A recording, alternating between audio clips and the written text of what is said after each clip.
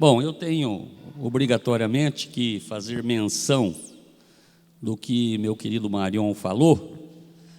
Eu não poderia deixar de manifestar, porque considero que a amizade com que Deus tem nos presenteado, e não só presenteado, como nos ligado, principalmente com o Marion, veio de presente junto, né? Uma nova carreira. Eu trabalhava num trabalho há muitos anos, mais de 20 anos, um trabalho que eu não gostava. E eu tinha um sonho de ser professor universitário. E eu achava a coisa mais longe de mim possível era chegar nisso. Mas Marion foi meu padrinho, né? Para me introduzir nessa carreira tão gostosa, tão vitoriosa, na qual eu permaneço há mais de 20 anos. Então, só fazendo menção, e também com Haroldo, com o qual eu digo, acho que nós quase nos tornamos irmãos, mais, eu acho que nós somos amigos mais chegados que irmãos, né? Acho que basicamente é isso. Então, nós temos a alegria e a honra de Deus ter nos juntado nesse tempo, e a nós, outras pessoas que também têm chegado. Nós somos uma panela, mas não é uma panela com tampa, é uma panela sem tampa, onde pessoas podem se aproveitar e chegar a essa amizade.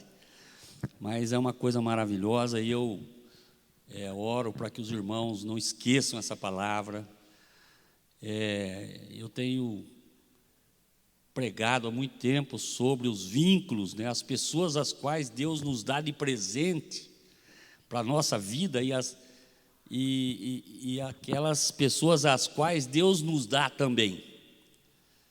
É uma coisa maravilhosa, porque nos prende de tal forma, com laços tão maravilhosos, que nos cria obrigações tão agradáveis, que nos cria pesos tão gostosos de carregar, que faz com que nós possamos nos santificar.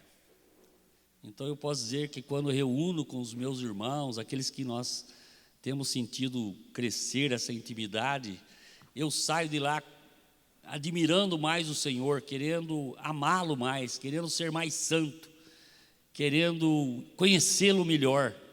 Amizade não é só uma coisa superficial. Quando a gente reúne com irmãos que têm esses vínculos, nós somos santificados. E aqui eu paro para não pregar de novo o que o Marion pregou. Mas eu estou só confirmando aquilo que Deus falou no meu coração nessa manhã, tão fortemente, me lembrando de coisas incríveis. Fiquei tocado por Deus, sabendo que essa é uma palavra de hoje. A gente fala há tanto tempo sobre vínculos, mas parece que isso tem se tornado carne, tem se tornado vida. E isso é recomendável, isso é a minha exortação, que os irmãos não esqueçam aquilo que o Espírito Santo falou hoje. Ele quer falar conosco sobre isso mais vezes, amém?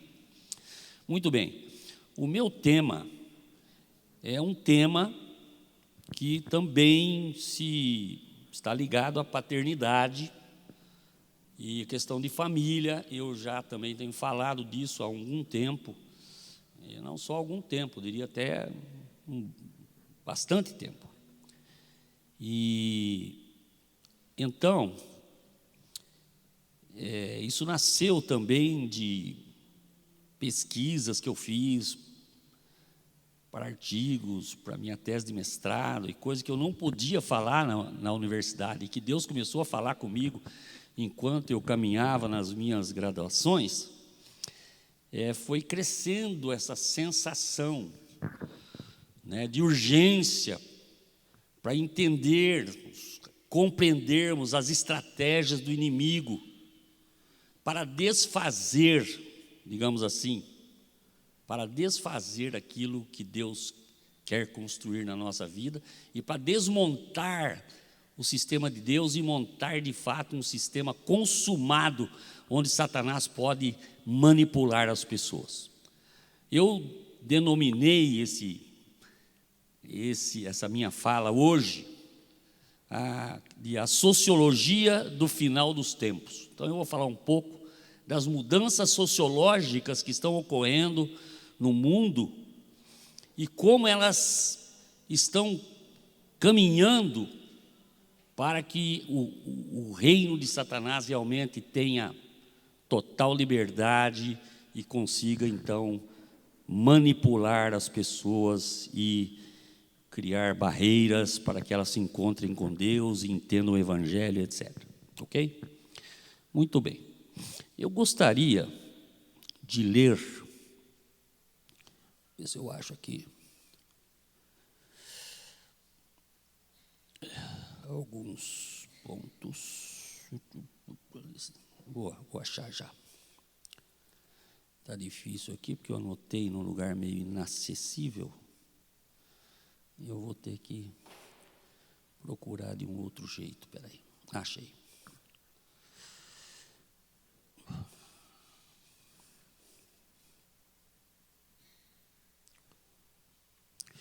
É, 1 João 2,15. Eu não vou fazer um estudo bíblico, ok? Mas eu vou pôr os textos que apoiam aquilo que eu vou falar. 1 João 2,15.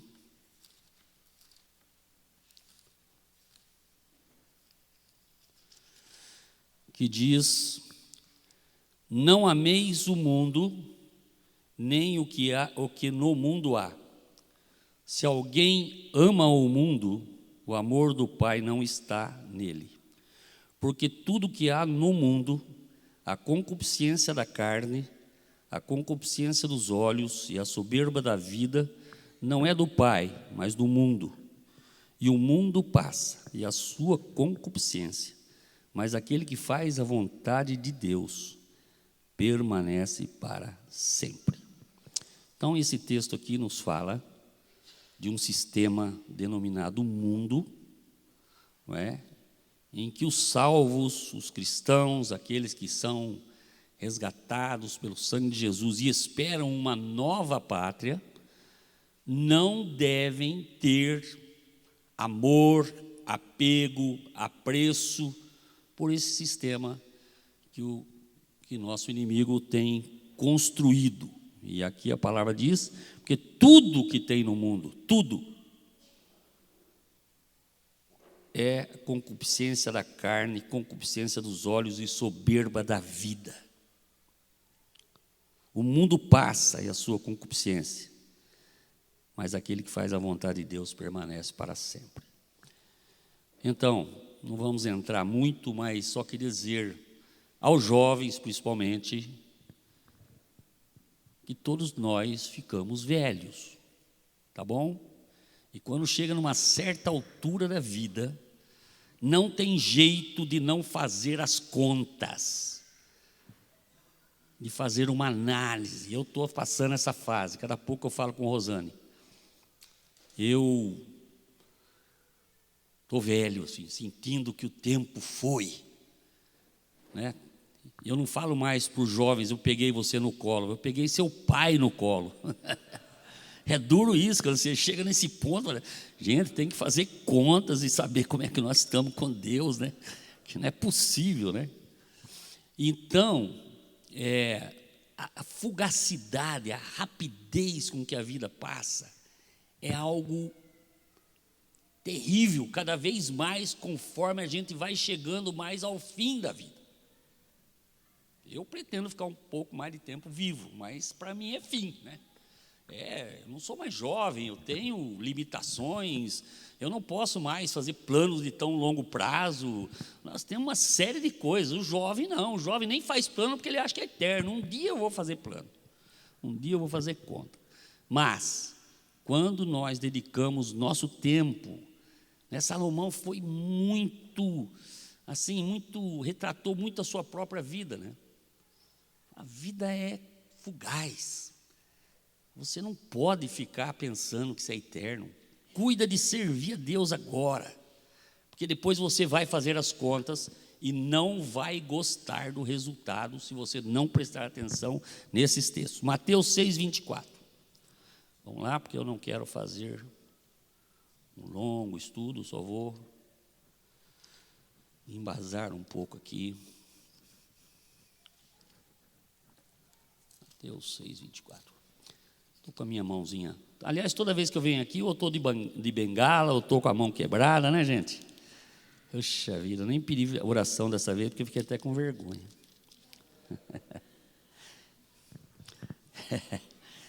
Mateus 6:24. Ninguém pode servir a dois senhores, porque ou há de odiar um e amar o outro, ou se dedicará a um e desprezará o outro. Não podeis servir a Deus e a Mamon. Foi Haroldo que falou hoje, ontem, né? Que é o número 2. Ou um ou outro, tem dois, não um ou outro. O mundo vai chamar isso com uma palavra difícil, mas eu vou ensinar porque vocês vão ouvir muitas vezes. Chama-se maniqueísmo. Você é um maniqueísta, o que quer dizer? Você só acredita no bem e no mal? Você não acha nada entre os dois? Hoje é politicamente errado você falar que você é um maniqueísta, que você crê no preto e no branco, que ou é ou não é. Hoje é errado socialmente, politicamente, de todo jeito. Mas nós precisamos aprender que ou é um ou é o outro. E essa é a prova dos 9 da vida. Essa é a prova dos 9 da sua maturidade espiritual. Ou você é capaz de dizer aos seus amigos, ao mundo e a todos que te enfrentarem, ou é preto ou é branco. O que é preto não é branco e o branco não é preto. O que é cinza para mim não interessa, porque diz respeito a um outro reino. Tem um reino aí que gosta de deixar as coisas cinzas, parecendo boas, mas que no fim das contas faz parte do preto. Ou do vermelho, se você quiser. Tiago 4:4.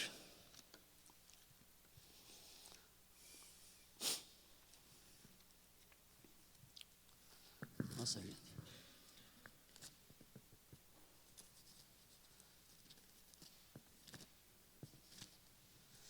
Vamos lá. Eu vou ler do 1 ao 4.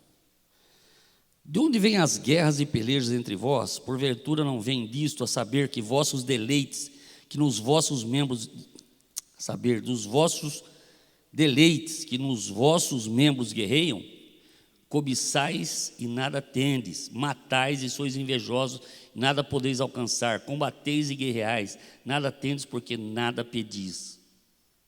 Pedis e não recebeis, porque pedis mal para o gastardes em vossos deleites. Adúlteros e adúlteras, não sabeis vós que a amizade do mundo é inimizade contra Deus? Portanto, qualquer que quiser ser amigo do mundo, constitui-se em inimigo de Deus. Essa é uma das passagens mais duras e difíceis de ler a respeito desse negócio de você ou serve a Deus ou serve a Satanás. Ou você se santifica ou você se suja. Não dá para você fazer as duas coisas ao mesmo tempo. Não dá. À medida que você se afasta de um lado, você se torna inimigo daquele ou do lado com que você está se afastando.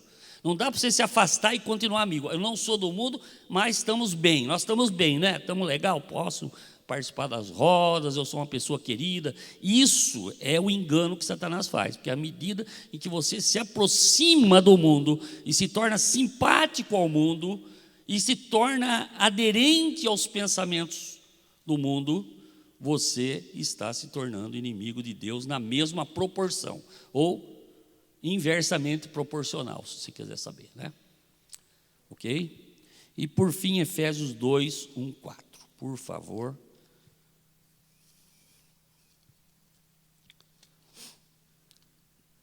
Dois, 1 a 4. E vos vivificou, estando vós mortos em ofensas e pecados, em que no outro tempo andastes segundo o curso deste mundo, segundo o príncipe das potestades do ar, do espírito que agora opera nos filhos da desobediência, entre os quais todos nós também antes andávamos, nos desejos da nossa carne, fazendo a vontade da carne e dos pensamentos. E éramos, por natureza, filhos da ira, como os outros também. Até 3, mas vou ler. Mas Deus, que é riquíssimo em misericórdia, pelo seu muito amor com que nos amou, estando nós mortos e tal. Muito bem. Então, queridos, aqui ele fala de algo que me chama muita atenção. O mundo tem um curso, como um rio que tem uma correnteza. Nós andávamos nessa correnteza, nós estávamos indo para o inferno, para a perdição eterna, mas Deus, na sua misericórdia, nos tirou daquele rio, nos tirou daquela direção em que nós estávamos indo, meio que boiando, sem consciência de que o fim seria terrível. Ele nos tirou de lá. Por que você quer voltar? Por que você quer fazer de conta que você é amigo dessa correnteza aqui? Porque a correnteza na qual Deus nos pôs, o caminho no qual Ele nos pôs, é o caminho que conduz à salvação, à santificação, ao aumento no conhecimento de Deus, ao relacionamento perfeito com o Senhor Jesus através do Espírito Santo.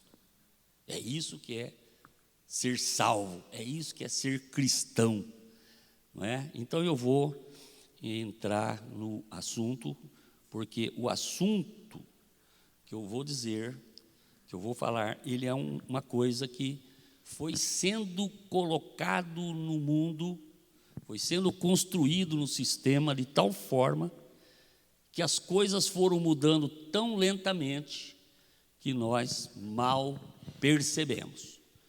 De tal forma que nós estamos vendo irmãos defendendo posições do inimigo. Isso, se fosse militar, daria corte marcial. Não é? Você imagina? Meu país está em guerra com outro e eu começo a defender as posições ideológicas do meu inimigo, com o qual eu estou lutando. Isso aí descoberto da corte marcial. Então é isso que eu quero mostrar, como é que foi que as coisas começaram e chegaram até nós em termos de família. Vou falar da sociologia da família, de como está organizado o mundo e como ele está crescendo nessa direção, ok? Muito bem. A primeira coisa que nós precisamos entender quando falamos nessa sociologia do final dos tempos, a primeira coisa é o papel da mulher na sociedade e na família.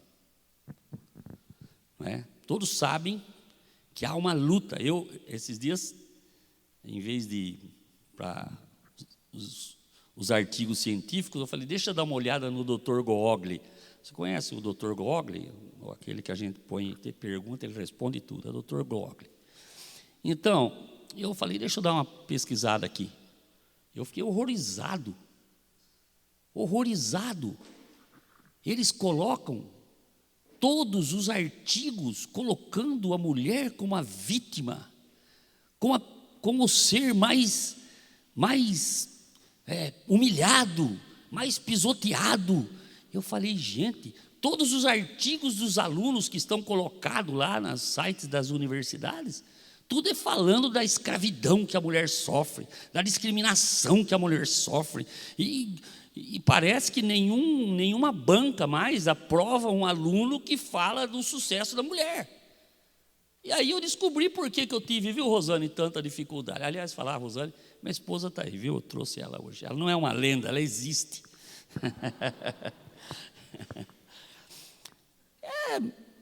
Eu queria mostrar a mulher de sucesso quando eu fui fazer minhas pesquisas. Como elas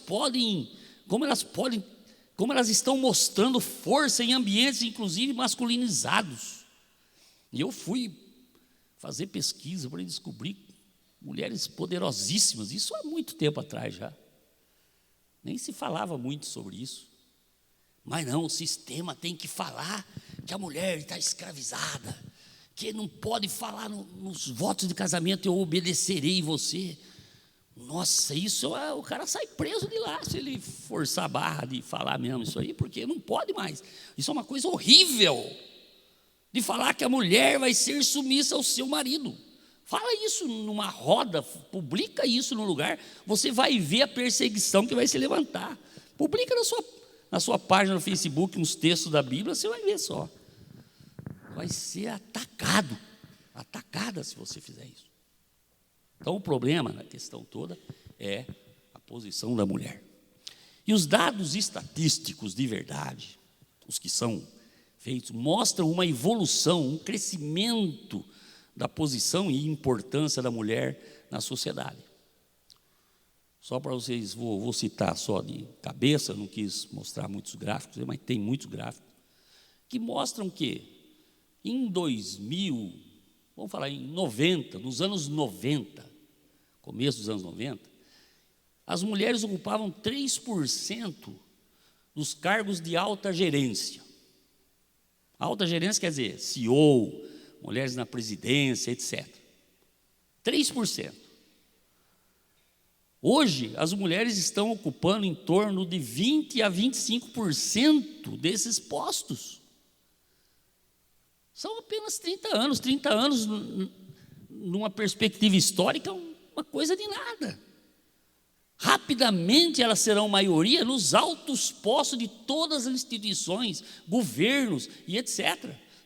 Eu não estou profetizando, não, é só olhar a linha de crescimento, de importância da mulher nesses lugares. A mulher está sendo escravizada, não. O que aconteceu agora é uma inversão de valores, em que quem está sendo escravizado somos nós, né, irmãos? Ai. Tem um maluco chamado Fritjof Capra, quem quiser depois. Aliás, esse assunto que eu estou ministrando, tem um artigo na Impacto, eu não sei qual o número, mas se vocês procurarem lá alguma coisa de Paulo Manzini, vocês vão ver que tem um artigo lá, escrito sobre isso, tá? Com todos os dados, etc. e tal. Pode procurar. Depois você me paga um royalty de acessos. Então, esse Fritjof Capra, um maluco que foi fazer pesquisa, ele foi parar em países orientais, ele circulou o mundo fazendo essa pesquisa. E ele falou uma coisa que, quando eu dei com isso, eu fiquei muito impressionado. Falou que o mundo está assistindo, a partir da década de 60, ele escreveu esse livro em 1988, mais ou menos, que o mundo estaria assistindo um fenômeno chamado o fim do patriarcado, ou o fim do patriarcalismo. Ou seja, aquele papel que o homem representava na sociedade, nas famílias, de que ele era pai, de que ele era responsável, de que ele era supridor, de que ele era quem dava as regras na casa. Ele fala que esse é o ciclo histórico mais longo que a humanidade conhece, e estava encerrando no final do século passado. E de uma vez, até hoje, já encerrou-se, acabou. Não tem mais patriarcado, nem patriarcalismo. E se alguém quiser ser pai, como a Bíblia manda, se bobear, vai preso. Não é verdade, irmãos? Estão comigo nisso? Se você seguir o padrão bíblico, você vai enfrentar o mundo com uma fúria sobre nós. Fúria. E o sucesso de algumas ideologias são baseadas em fazer com que a população do mundo enxergue a verdade como mentira e a mentira como verdade. É isso. E essa é uma das grandes mentiras, que o homem oprime a mulher. Tem esse negócio de homem matar mulher e tal, mas nunca apresenta quantas mulheres matam homem. Apresenta? Vocês não têm uma certa dúvida? Eu tenho uma certa dúvida sobre isso.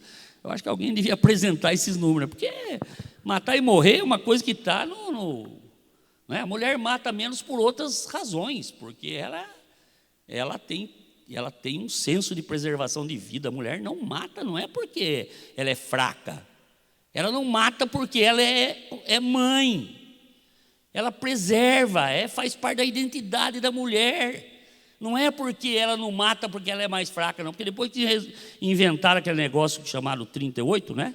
Inventaram o 38, acabou, não tem mais fraco, forte. Mulher pode matar, mas ela não mata. Mas quando mata, ela esquarteza e joga no lixo, né? Não é verdade?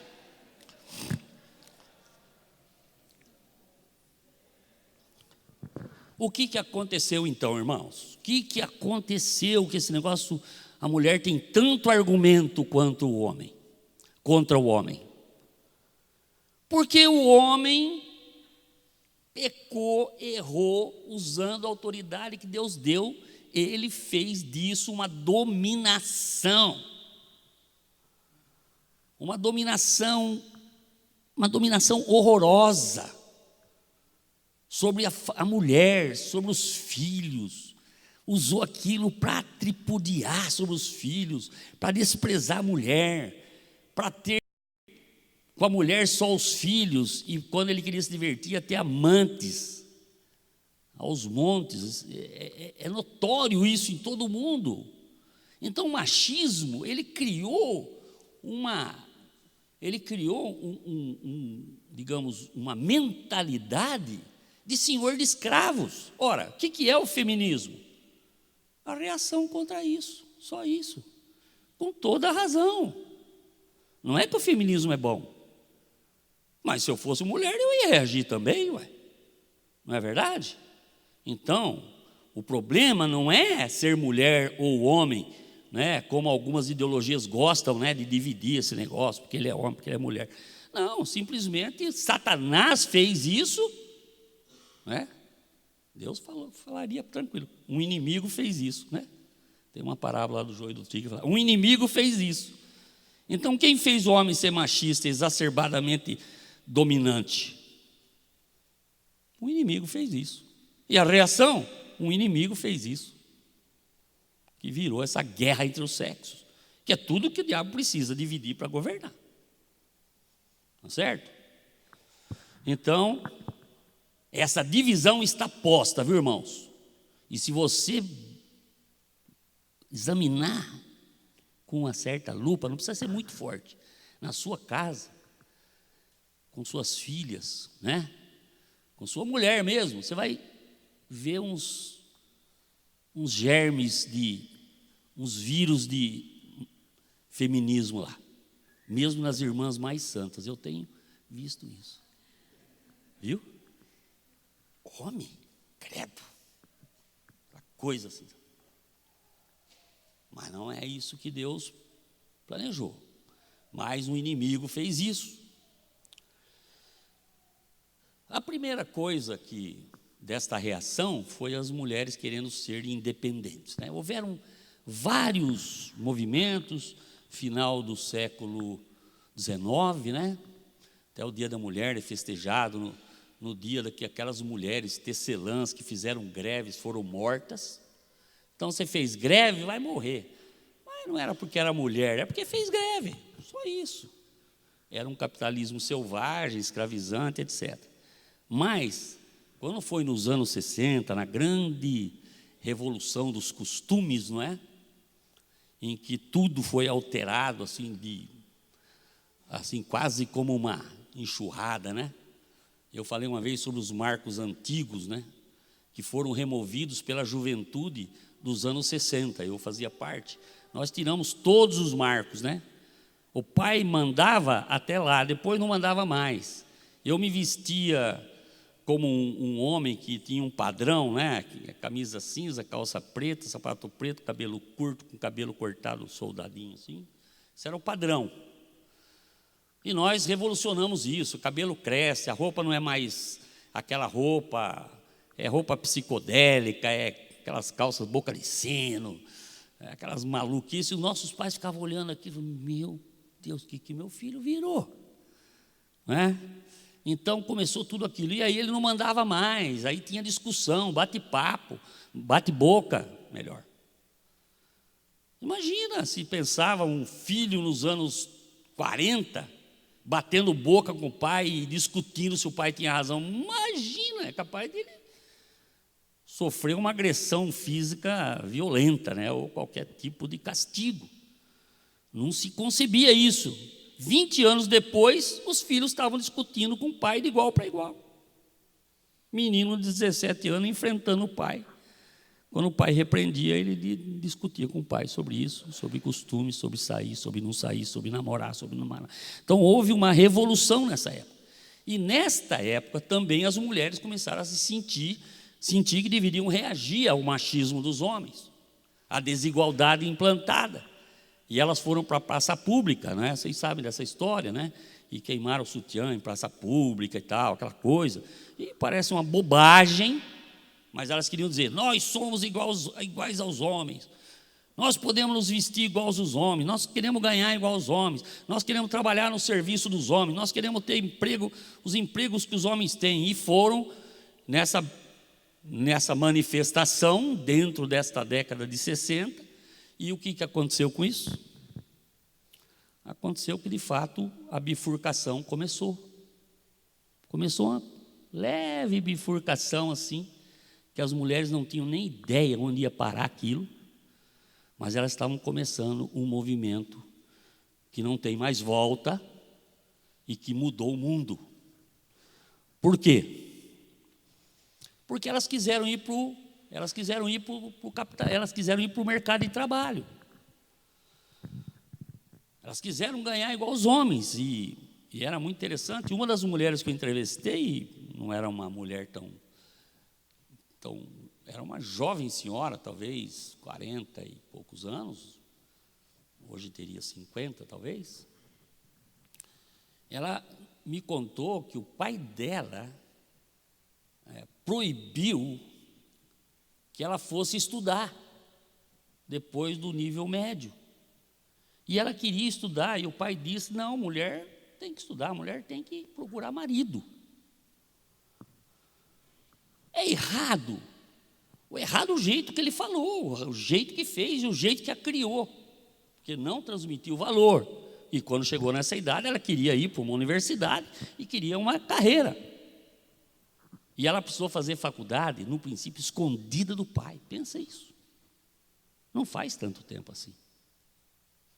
Então, ela estudou e tal, e hoje uma grande executiva aí da Ernst Young, né? Muito bem. Então, era esse o ambiente em que se vivia.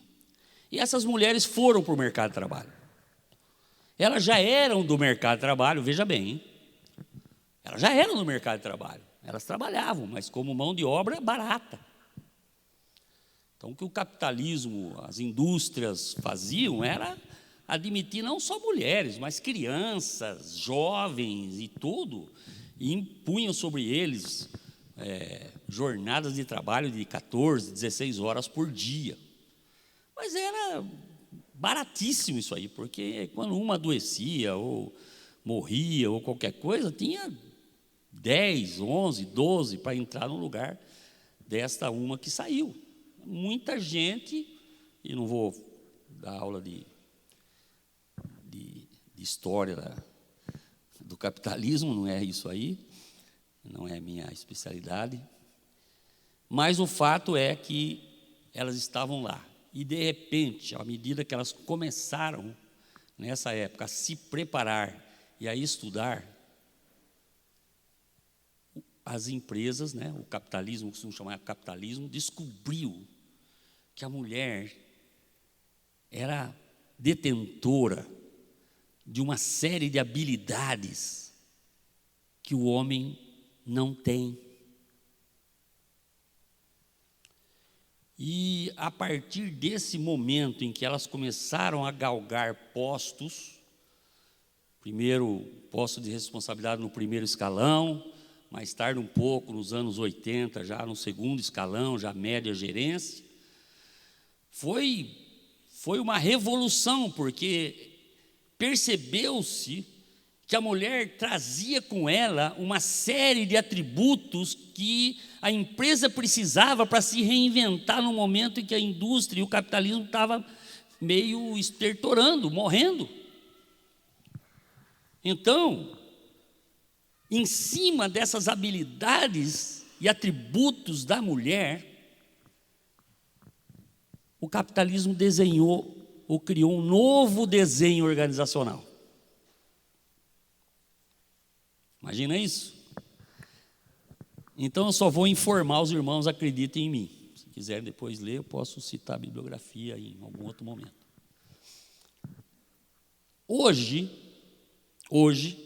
as empresas estão, de maneira intencional, mudando o desenho organizacional de tal forma que os atributos do gênero feminino são indispensáveis. E se o homem quiser trabalhar nesse modelo, ele precisa apresentar obrigatoriamente características de gênero feminino. Você já imaginou isso? As indústrias funcionam assim, as empresas, grandes empresas, funcionam desta forma. Hoje, nós temos departamentos dedicados à mudança cultural da empresa para conduzi-la no sentido de transformá-la numa empresa feminina. Pensa isso. Vamos em frente, depois nós voltamos nesse assunto um pouquinho mais. E só tem uma coisa que eu queria dizer: as empresas que não migrarem para esse modelo, elas vão desaparecer. Porque, de fato, uma empresa feminina, num desenho como se planejou fazer, e que está se fazendo cada vez mais, sobrevive. E aquela outra, mais masculina, vai desaparecer. Não é empresa, eu estou falando do mundo organizacional. Isso pode ser instituições públicas, isso pode ser ONGs, isso pode ser qualquer coisa. Tudo que juntou gente para funcionar junto, é melhor você começar, se você tem empresa, comece a contratar mulher. A menos que você tenha um chamado de Deus para contratar os homens e honrá-lo. E esses homens têm uma honra suficiente para trabalhar mais do que as mulheres, o que eu acho difícil. Então, essa questão, sem que nós percebêssemos, sem que a população percebesse, aconteceu, já aconteceu. E ninguém percebe.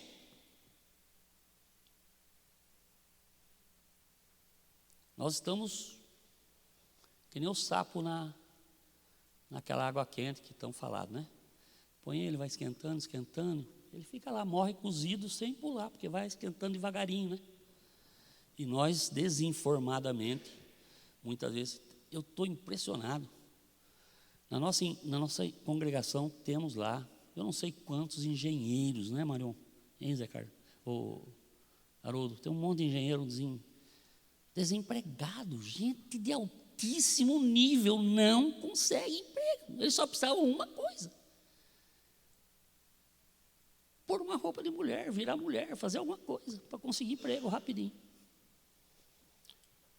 Hoje, ser homem, buscando uma vaga no mercado, você está em desvantagem de cara.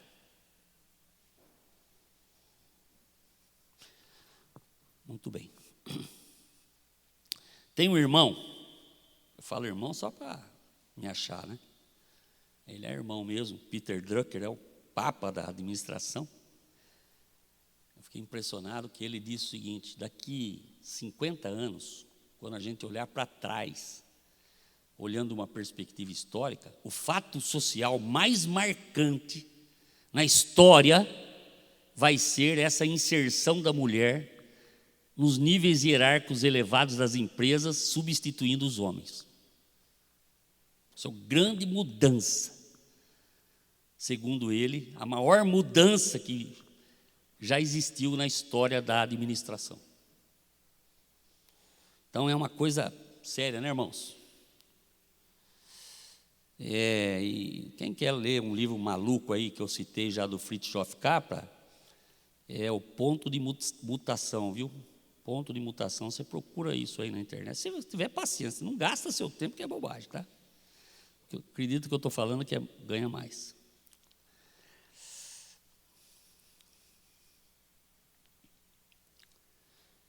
Só que, queridos, sabe o que nós estamos testemunhando?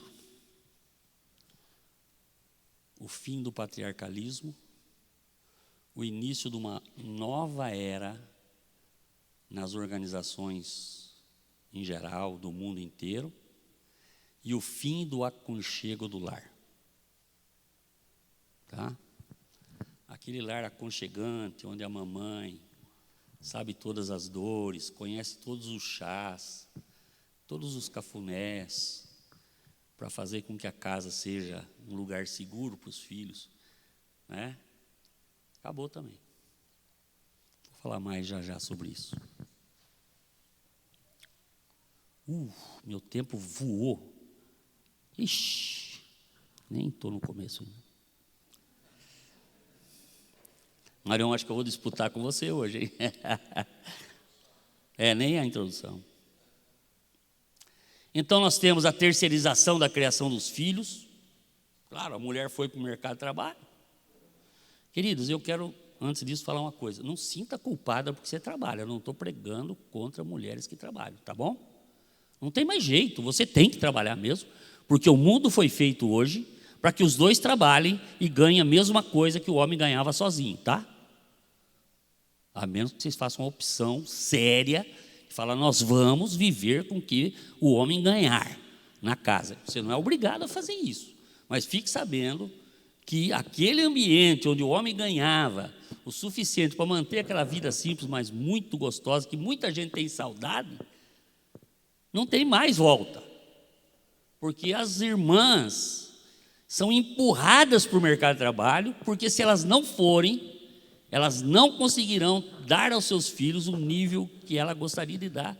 E isso cada vez mais é outra coisa, que o nível que o seu filho gostaria de dar, né? Que é uma coisa...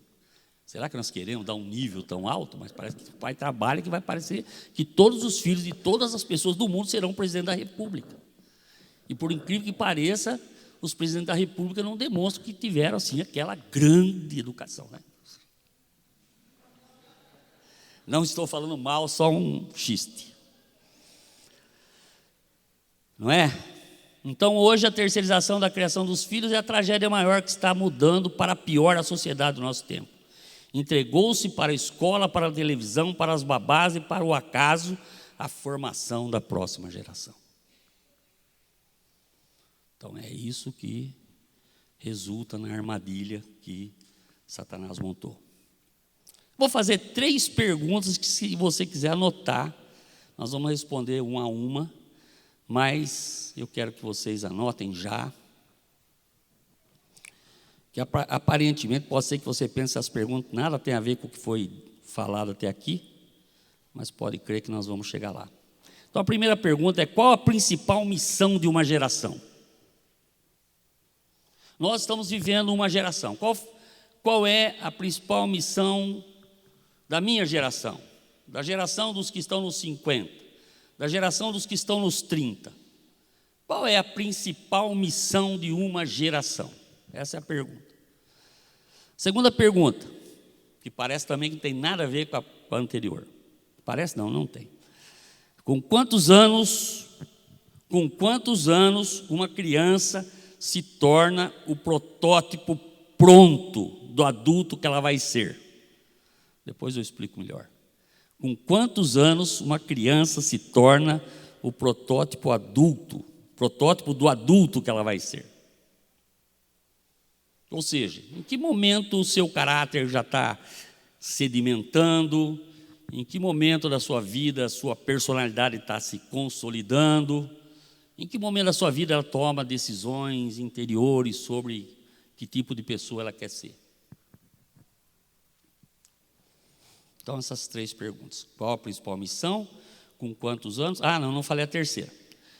Quem é o personagem principal da primeira etapa da vida de uma criança? Essa fica mais óbvio, né? Quem é o personagem principal? Não fica aí, será que é o pai? Será que é a mãe? É simples, né? Não fica tão intelectual, só responde. Quem é o personagem principal da primeira etapa da vida de uma criança?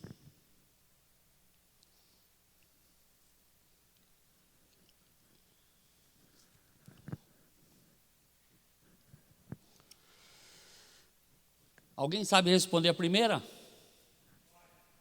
Opa, quê? Qual a principal missão? Nossa, o cara está na terceira. Desculpa, irmão, não sei quem foi. Fique no anonimato. É que você respondeu a terceira, eu estou perguntando a primeira. Qual a principal missão de uma geração? Ô, querido, você leu o artigo, né?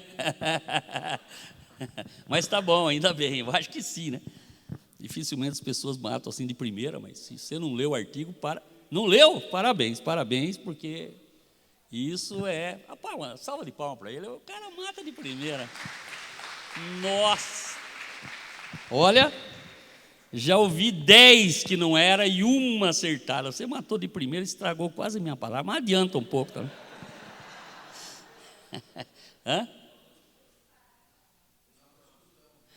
Ele falou preparar a próxima geração.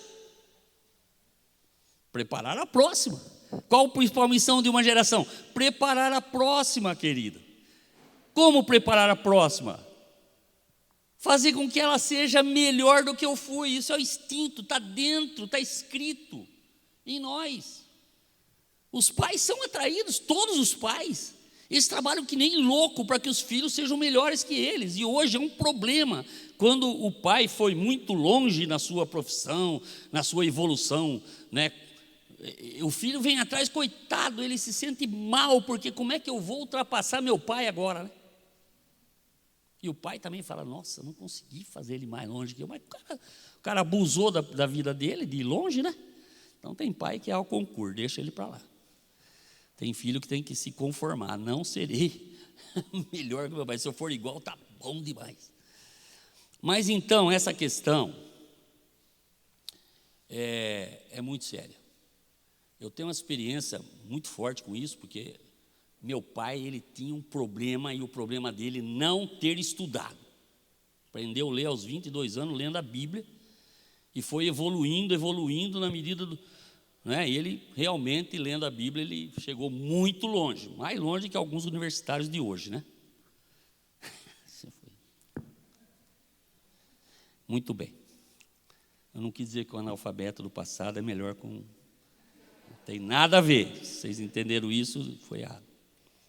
Muito bem. Evidentemente, existe um mecanismo pensado pelo Criador no seu projeto original para o aperfeiçoamento dos filhos que nasceriam para povoar a terra e dominar. Nesse mecanismo, previu-se um impulso para frente, para cima, de forma geracional. Filhos sejam melhores do que o próprio pai foi. Deus, o plano de Deus é geracional. Quando você lê o Velho Testamento, você vê como Deus se preocupa com geração.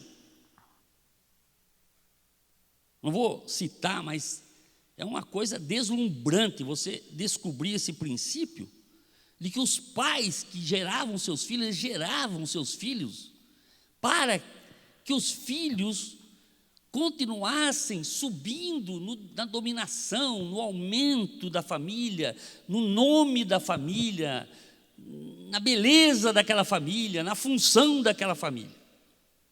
Você pode ver, todos os patriarcas, todos os pais, aquela grande genealogia, tudo para mostrar que Deus trabalha geracionalmente. E Ele deu esse impulso para cada geração, para ir mais longe, mais alto e ser mais brilhante do que a anterior. E isso está registrado em nós. Está registrado em cada um de nós. Tá certo? Estão comigo?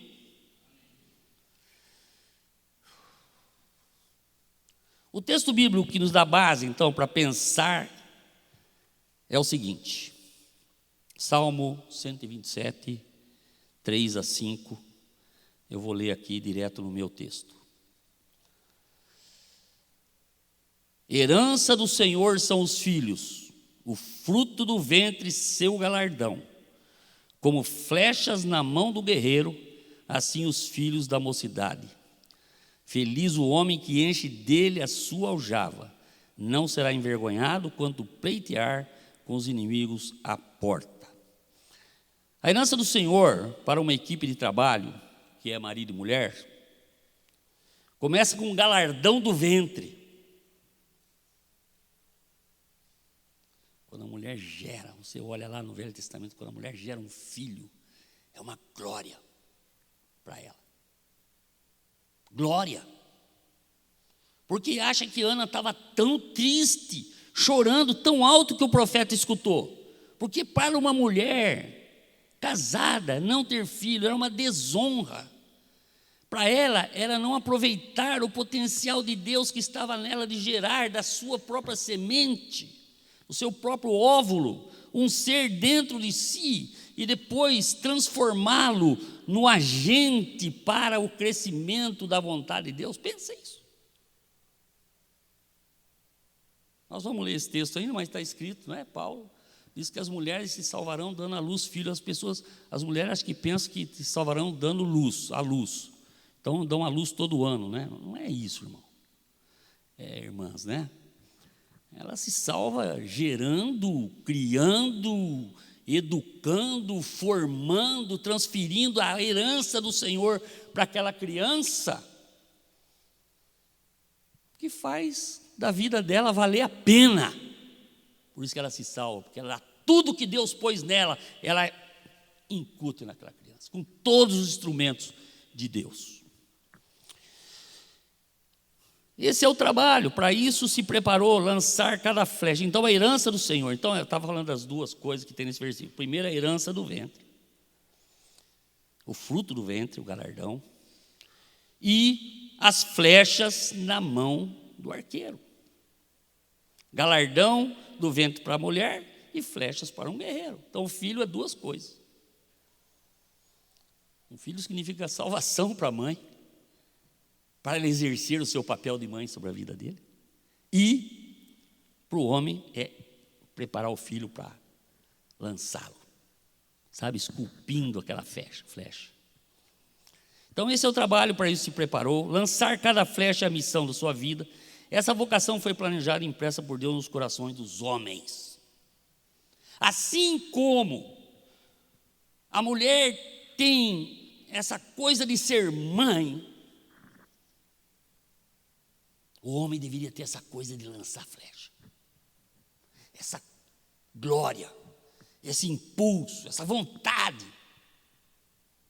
Porque as duas coisas estão iguais aqui na palavra. Um gera e o outro lança. Se pudermos concordar então com a resposta de que a principal missão de uma geração é preparar a próxima para torná-la melhor e ir mais longe do que a atual, podemos passar para a próxima pergunta. Nós concordamos com isso? É preparar a próxima geração.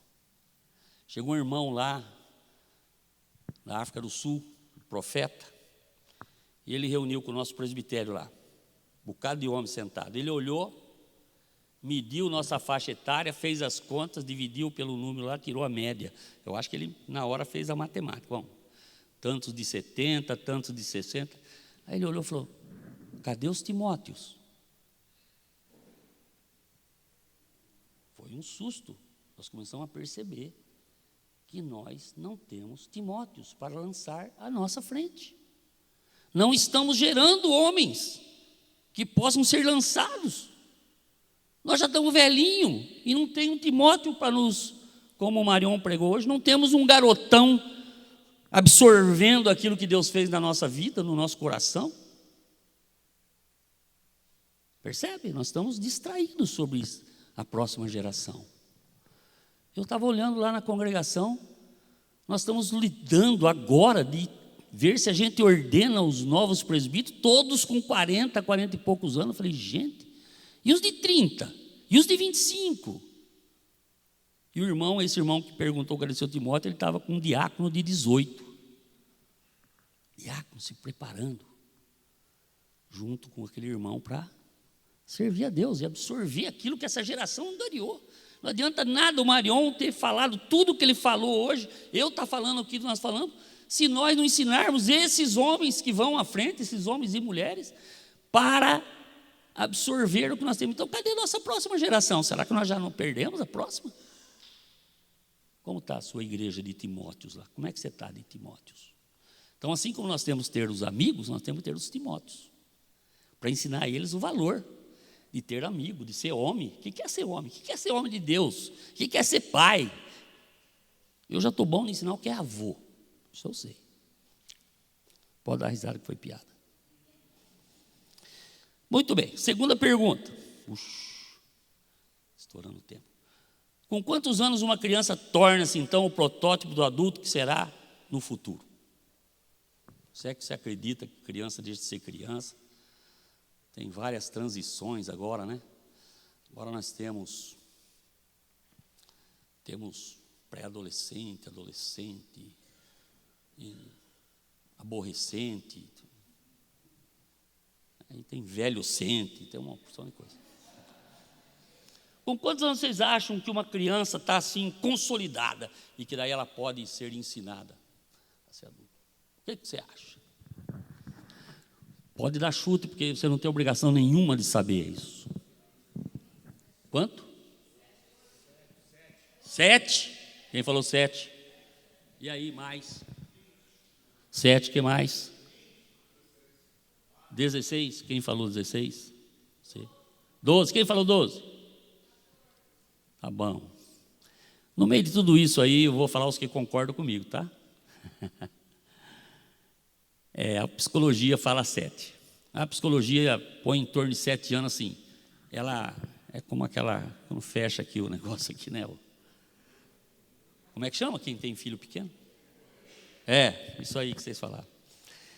E só que nós temos aprendido, né, que muitas culturas, os judeus, por exemplo, mesmo os povos do Oriente, do Oriente Médio, eles acreditam que é 12, socialmente falando. E a psicologia, pelo menos a brasileira aqui, fala 7. Muito bem. O que significa isso? Vamos lá. Final da primeira infância, com 7 anos de idade, o caráter de uma pessoa já está delineado, ou seja, os alicerces do comportamento que vai formar a personalidade do adulto que se tornará estão lançados. Se a psicologia fala que ela já aprendeu pelo comportamento dos pais, ela já sabe o padrão de ser adulto, ela já tem uma certa definição. Eu, pessoalmente, não acato em termos assim, eu não tenho conhecimentos psicológicos para discutir, mas parece estranho falar com uma criança de 7 anos já está pronta, né? Eu acho difícil, né? Porque tem muita coisa a ser feita na vida. Mas eu estou mais, evidentemente, né, para concordar com os irmãos ou com os povos, com os povos desse Médio Oriente, do Oriente Médio. Mas não são só eles, não são só eles. Tribos brasileiras fazem passagem para a fase adulta de meninos e meninas com 12 anos. A menina quando menstrua a primeira vez e o menino quando faz uma caça a primeira vez. Isso nas tribos indígenas. Os aborígenes na Austrália têm história também, que tem passagem para a fase adulta, nesta fase da vida do menino e da menina. Então, existem ao redor do mundo muitos costumes e todos eles são mais ou menos indicadores dessa crença geral, não é? Então, vamos falar então dos judeus, com os quais nós estamos mais acostumados, que eles fazem aquela festa chamada Bar Mitzvah, em que eles fazem a passagem, e para a menina é Bat Mitzvah. Então, até o dia anterior, eles não são citados muito pelo nome, são crianças, etc. e tal, faz a festa, e aí ele não é mais o filho de tal pessoa, ele é a pessoa com nome, ela pode ser recebida circunstancialmente na roda dos adultos, é reconhecida como uma pessoa que está num aprendizado de como é ser adulto. Isso é mais ou menos a ideia. Não é que ela se torna adulto no outro dia. Ela se torna liberada para começar a aprender a ser adulto. Ok? Muito bem. Se nós podemos, né, entender. Só contando uma experiência, né, Maron? Seria bom contar como nós fizemos lá na nossa congregação. Uma certa época, tinha tanto jovem meio perdidinho na vida, e nós começamos a nos preocupar. E sem querer ser judaizante, obviamente, que nunca fomos, nós começamos a fazer uma cerimônia de passagem para a fase adulta com os meninos e meninas em torno de 15 anos. Estou saindo do caminho, né, irmão? Desculpa, viu? E, irmãos, nós tivemos experiências fantásticas. Experiências maravilhosas. E nós começamos a fazer com jovens de 15, mas logo depois os de 17 falaram, mas eu não tive. Mas aí os de 18, eu também não tive, eu quero. E os de 19, os de 20, porque eles começaram a ver as experiências que estavam acontecendo. Uma coisa impressionante, os pais profetizando sobre os filhos. Naquele momento, nós começamos a ficar sérios e bons nesse negócio, né? Começamos a ficar craque nesse negócio. Então não tinha mais festa de aniversário, tinha passagem para a fase adulta. No dia do aniversário tal, o menino queria uma passagem. E aí organizava-se essa festa, e o pai, e a mãe, e os queridos, a igreja, os que estavam mais próximos, discipuladores, etc., davam suas palavras, né? E o pai, então, o pai e a mãe davam um presente simbólico daquilo que significaria a vida daquela criança, né? Então, eu fiz, por exemplo, a passagem para a fase adulta do meu filho mais novo. O mais velho não quis. Ele falou, pai, já lutei tanto para chegar à vida adulta, agora você vai querer fazer uma passagem. Não vamos fazer, não. Mas o mais novo quis. Ele falou, não, eu quero. Então, o meu filho mais novo foi muito interessante a experiência, porque eu fiquei conversando com o Rosane, o que é a marca desse moço, né? O que é a marca desse moço? Ele teria, que idade? Bem, 18 já, né? Tinha uns 18. E ela não falou que nem a Keila, ela fez baixinho assim, porque se errasse, né? Que a Keila ontem cortou a do Abnério, né? Eu falei, você não fala altas coisas, porque se eu estiver falando errado, não vai me desmentir lá, né? Desmente em casa. E aí, ele estava terminando o nível médio e estava fazendo um estágio na empresa. E nós começamos a conversar e eu pensei, esse menino tem uma coragem. Coragem. A marca dele chama coragem. O nome dele é coragem. Tem coragem física, coragem moral, coragem. Ele tem coragem de enfrentar as coisas, né? E tudo para ele custa muito. Ele luta muito para chegar no que ele quer. Parece que a vida não é muito. Parece que tudo dele é teste. Deus está ainda formando ele. Ele está com 40 anos, mas acho que ainda está formando ele para outras coisas, né? Mas ele enfrenta muito e ele não chora muitas mágoas, não. Ele enfrenta. Eu resolvi dar uma espada para ele. Essa espada do guerreiro. Não é espada porque é homem, né? É machismo, né? Espada de coragem mesmo, né? De guerreiro. E nós fizemos uma passagem e tal, foi muito bom, ele ficou muito emocionado, gostou muito, etc. e tal. E acredita que naquela semana, o gerente da empresa chamou os funcionários do departamento dele, pôs o menino lá e falou, de hoje para frente, quando eu estiver ausente, esse moço aqui é que cuida desse lugar. Recém-chegado. Percebe? Destravamentos na vida. Destravamentos na vida. Bênção. Então, eu entendo muito quando a gente fala de fazer passagem para a fase adulta. E eu não vou falar muito ainda, mas... Não, eu vou passar para a próxima pergunta, então. Aí, quem é? Oi?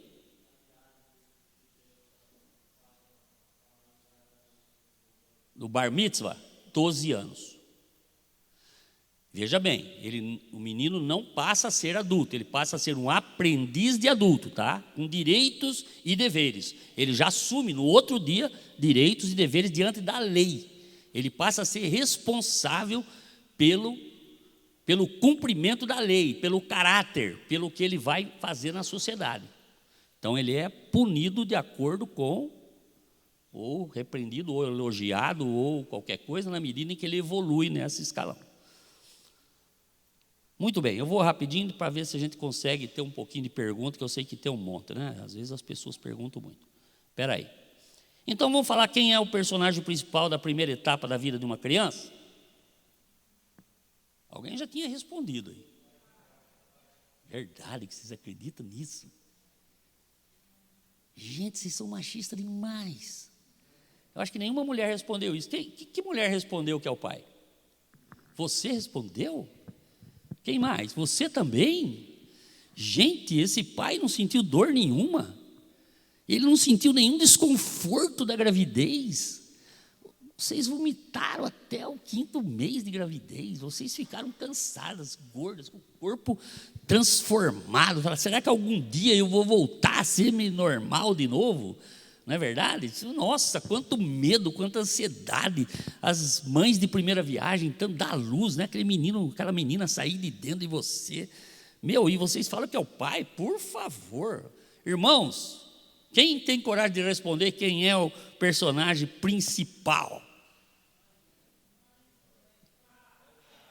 É a mãe, irmãos. Para de ser mãe. A mãe está sentindo todas as dores. Ela vai trocar o nenê. O primeiro gestinho, ele já sabe. Ele está com fome. Você não sabe nada. Você pega aquele, você nem pegar o nenê no colo, você sabe. Ele fala, ele está com frio. Mas quem falou para ela que está com frio? Ela sabe. Porque quando ela ficou grávida, ela recebeu um pacote. Um monte de acessórios, que você não tem ideia de quanto acessório ela recebeu. Ela está sendo preparada para usar esses acessórios desde menininha. A menininha brinca de casinha. No meu tempo, pelo menos, né? Não sei. Ela quer nenê, ela quer bonequinha, ela quer cuidar, ela quer preservar. Se tem um bichinho, ela quer que o bichinho viva. Ela é o dom da vida em pessoa. A mulher foi dotada do dom da vida. E ela entende aquela criança assim, olha, tudo. É impressionante. Eu vou ler algumas coisas que eu escrevi aqui.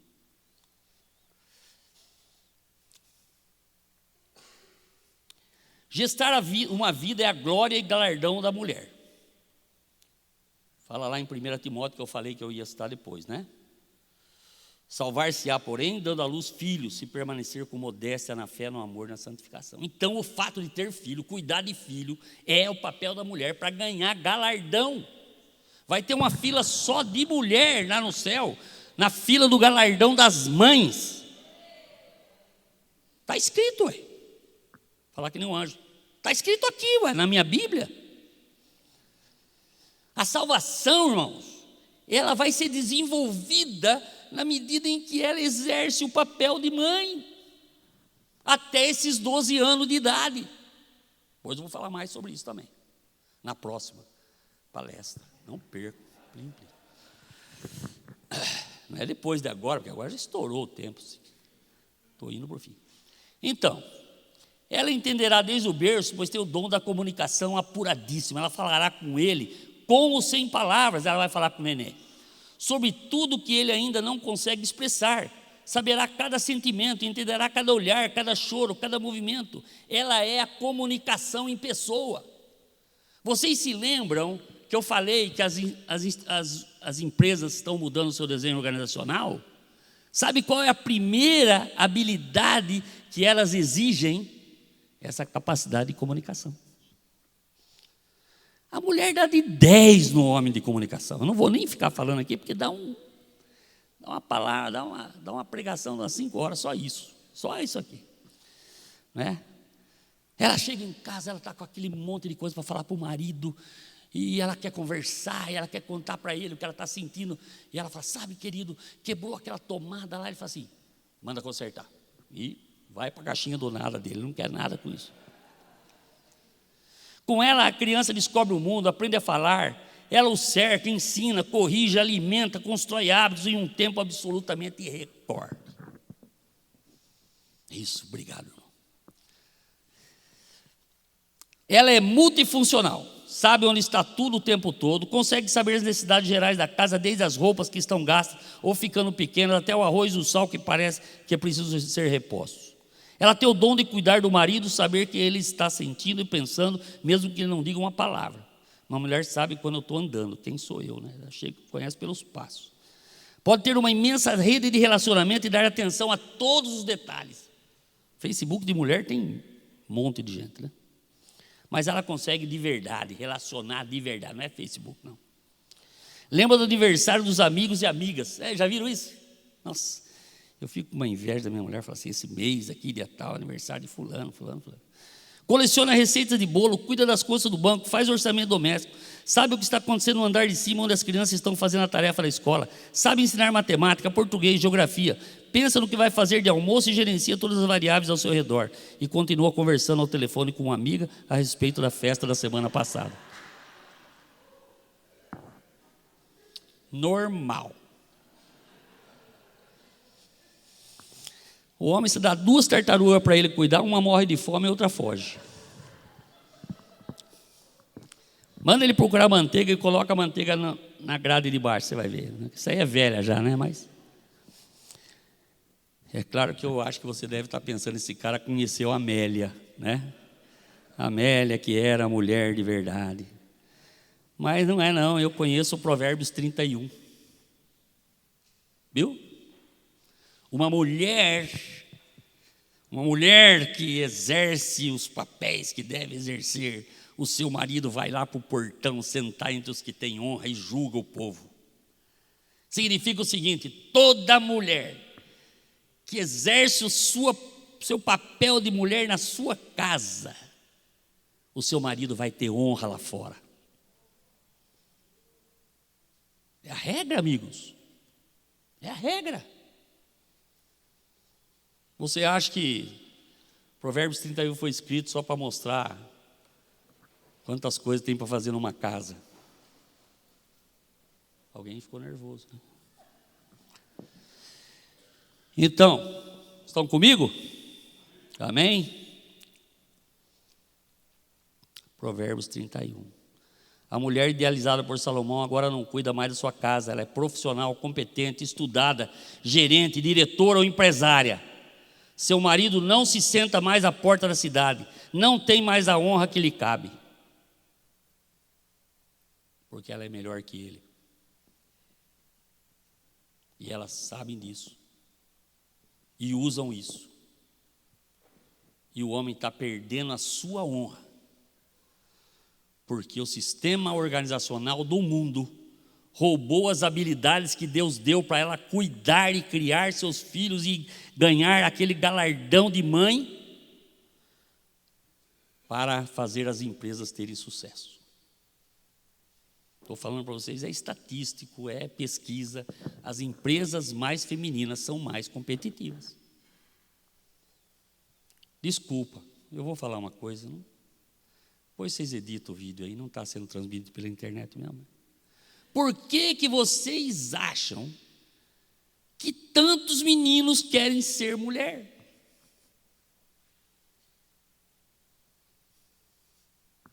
Porque eles não querem ser homens sem honra. E eles veem as mulheres tendo glória. Não é nem honra, é glória. Ganha bem, troca de carro, financia casa, viaja, presente. Porque principalmente a mulher que trabalha tem muito essa tendência de dar muito presente, né? Muito mais do que o filho consegue usar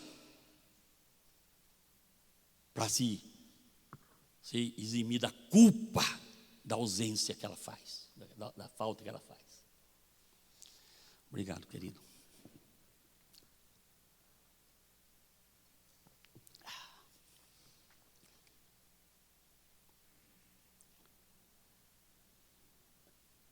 Então não há dúvidas de que Deus se expressou de maneira generosa quando criou a mulher e atribuiu-lhes tantos dons. Quem melhor que ela para ser responsável por essa primeira fase da vida das crianças? Queridos, isso é uma coisa na mulher que é poderosa e que fala muito contra essa fase passada de muito patriarcalismo, autoridade abusiva, de poder, da cadeira do diretor, essa coisa. A mulher não lida com poder, ela não está nem aí com a cadeira do diretor, com a cadeira do gerente, ela lida com relacionamentos. Se a equipe ganha uma vitória, eles choram todas juntas. E falam todas juntas ao mesmo tempo. E todas se entendem. Elas ouvem todos os assuntos que estão sendo tratados e continuam falando, e elas acham isso maravilhoso, porque elas não lidam, eu sou a chefe, eu sou a tal. é um relacionamento irradiante que vai pegando, vai grudando nas pessoas. As pessoas querem ser amadas. E elas são o amor em pessoa, não é verdade, meus irmãos? Vocês conhecem mulher? Mulher é o amor em pessoa. Quando ela te toca, corre uma corrente elétrica na gente, não é verdade? Coisa louca. Se ela te abraça, dá uma sensação que você não queria que nunca mais acabasse o abraço. É muita coisa boa que Deus pôs na mulher, amados. E a família perdeu a mulher. E depois, na próxima palestra, eu vou falar o que aconteceu. E aqui eu encerro.